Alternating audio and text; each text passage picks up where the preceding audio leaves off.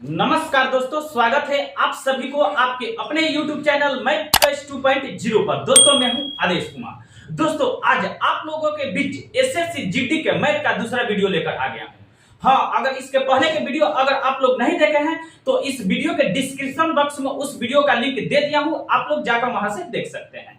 तो चलिए बिना टाइम गंवाए हुए बढ़ते हैं प्रश्न की तरफ। पहला प्रश्न आपको स्क्रीन पे दिखाई देता होगा। पहला प्रश्न दोस्तों कह रहा है कि एक घन का संपूर्ण पृष्ठ का क्षेत्रफल 150 वर्ग सेंटीमीटर है, तो कह रहा है इसका आयतन कितना होगा। आयतन हमें पूछा है, घन का संपूर्ण पृष्ठ का क्षेत्रफल दे दिया है। तो दोस्तों हम जानते हैं घन का संपूर्ण पृष्ठ का क्षेत्रफल होता है 6 गुणे भुजा स्क्वायर। भुजा को ऐसे लिख देते हैं 6 गुणे भुजा स्क्वायर, ठीक है ना दोस्तों। जबकि रियल में इसका क्षेत्रफल दिया है 150 वर्ग सेंटीमीटर, ठीक है ना। ये दोनों घन का संपूर्ण पृष्ठ का क्षेत्रफल हुआ, इसलिए इसको कर दिया आपस में बराबर, ठीक है ना। तो हम पहले भुजा निकाल लेंगे, तो हम काट लेंगे इसको पहले। 6 एक में 6, 6 दूना 12, इसमें का 3 चलेगा 30 हो जाएगा, 6 5 30, यानी ए स्क्वायर बराबर दोस्तों होगा 25, ठीक है ना। तो हम क्या करें, ए का मान निकालेंगे तो ए बराबर होगा स्क्वायर जाएगा तो उधर रूट चढ़ जाएगा, अंदर रूट 25 होगा, ठीक है ना दोस्तों। तो ए बराबर क्या होगा, अंदर रूट 25 का वर्गमूल कितना होगा, 5 होगा, ठीक है ना। यानी भुजा निकल कर आया 5, ठीक है ना दोस्तों, 5 सेंटीमीटर। तो हमसे पूछा है इसका आयतन क्या होगा। तो दोस्तों घन का जो आयतन होता है भुजा के क्यों होता है, तो इसका क्यों कर देंगे, 5 का जो क्यों कर देंगे तो होगा 5 5 25, 25 5 125, ठीक है ना दोस्तों। 125 सेंटीमीटर क्यों होगा, ठीक है ना दोस्तों, 125 सेंटीमीटर क्यों, यानी ऑप्शन बी इस प्रश्न का सही उत्तर होगा। तो अब चलिए दूसरा प्रश्न को देखते हैं। दूसरा प्रश्न दोस्तों कह रहा है कि एक 35 लीटर मिश्रण में दूध और पानी का अनुपात 5:2 है, ठीक है ना दोस्तों। फिर कह रहा है यदि इसमें 5 लीटर दूध और डाल दिया जाए तो नए मिश्रण में दूध और पानी का अनुपात क्या होगा, ठीक है ना दोस्तों। इसमें मिल्क और वाटर का बात हुआ है, ठीक है ना दोस्तों। लिख लेते हैं मिल्क अनुपात वाटर, ठीक है ना। दूध और पानी का चर्चा हुआ है इसमें, ठीक है ना दोस्तों।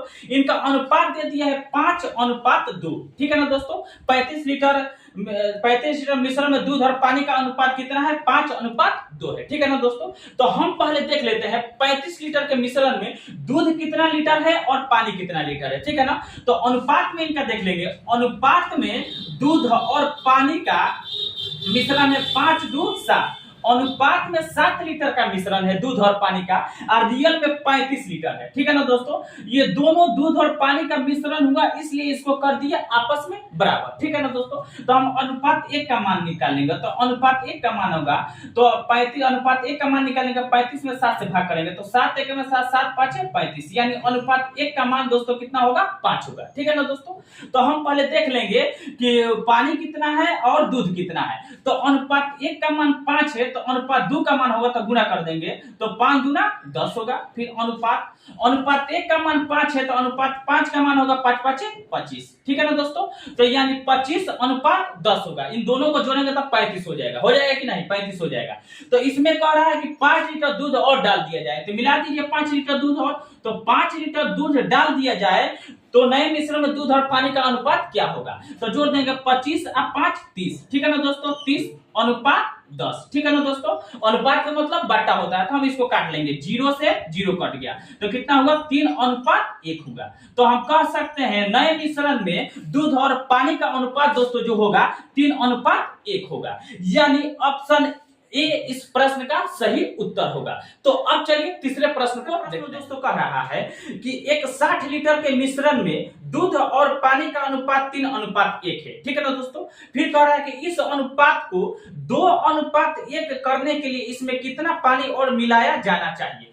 कितना पानी और मिला देने से अनुपात 2:1 हो जाएगा, ये कह रहा है प्रश्न में, ठीक है ना दोस्तों। तो हम पहले देख लेते हैं मिल्क और वाटर। देख लेंगे हम दोस्तों मिल्क और वाटर, इन दोनों का अनुपात दोस्तों, अनुपात दिया है 3:1 है, ठीक है ना दोस्तों। 3:1 है दूध और पानी का अनुपात, ठीक है ना दोस्तों, और 60 लीटर के मिश्रण में, ठीक है ना दोस्तों।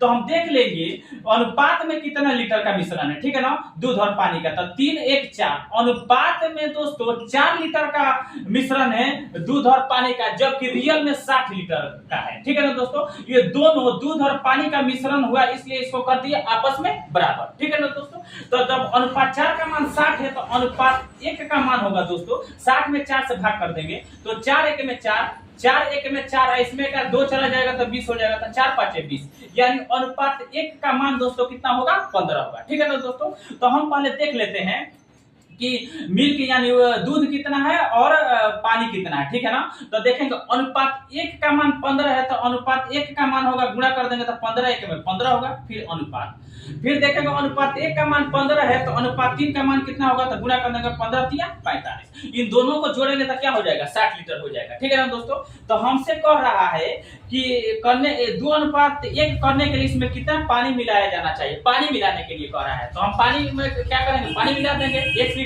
ठीक है ना दोस्तों, तो अनुपात का मतलब दोस्तों होता है बट्टा, तो बट्टा में इसको लिख देते हैं 45 बटा 15, कह रहा है कितना पानी और मिला जाने से अनुपात 2 अनुपात 1 हो जाएगा। तो हम मिला दे रहे हैं 1 लीटर, तो प्लस करके पानी में क्या मिला देंगे 1 लीटर पानी मिला देंगे, तो अनुपात कितना हो जा रहा है 2 अनुपात 1, तो 2 अनुपात का मतलब बट्टा होता है, तो बट्टा में लिख देंगे 2 बटा 1। ठीक है ना, तो इसको गुणा कर देंगे, 45 में 1 से गुणा करेंगे तो 45 होगा, बराबर 2 में 15 से, तो 15 दूना 30, बराबर प्लस होगा, सॉरी प्लस होगा, 2 में 1 से गुणा करेंगे तो 2x होगा। ठीक है ना दोस्तों, तो अब क्या होगा 45 और बराबर को तो प्लस में 30 इधर आएगा तो माइनस में 30 होगा, बराबर 2x। ठीक है ना, तो 45 में से जब 30 घटाएंगे तो कितना बचेगा 15 बचेगा, 15 बराबर 2x। ठीक है ना दोस्तों, तो इसको काटेंगे 2 से, 15 में 2 से भाग लगाएंगे तो 2 1 में 2, 2 7 14, 1 दशमलव देंगे 2 5 10 बराबर x। तो हम कह सकते हैं कि 7.5 लीटर पानी मिला देने से अनुपात कितना हो जाएगा 2 अनुपात 1 हो जाएगा, यानी ऑप्शन बी इस प्रश्न का सही उत्तर होगा। तो अब चलिए चौथे प्रश्न को देखते हैं। चौथा प्रश्न दोस्तों कह रहा है कि एक समबाहु त्रिभुज की प्रत्येक भुजा 8 सेंटीमीटर है, इसका क्षेत्रफल कितना होगा।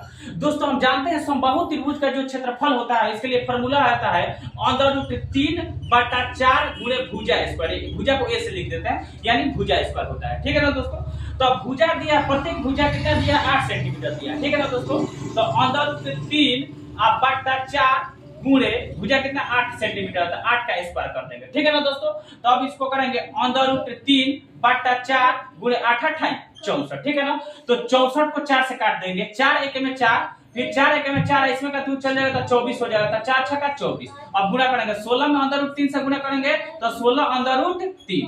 तो दोस्तों यानी ऑप्शन बी इस प्रश्न का सही उत्तर होगा, यानी 16 √3 वर्ग सेंटीमीटर इसका आंसर होगा। तो ऐसा ही वीडियो देखने के लिए धन्यवाद, मेरे चैनल को सब्सक्राइब और वीडियो को शेयर जरूर कीजिएगा।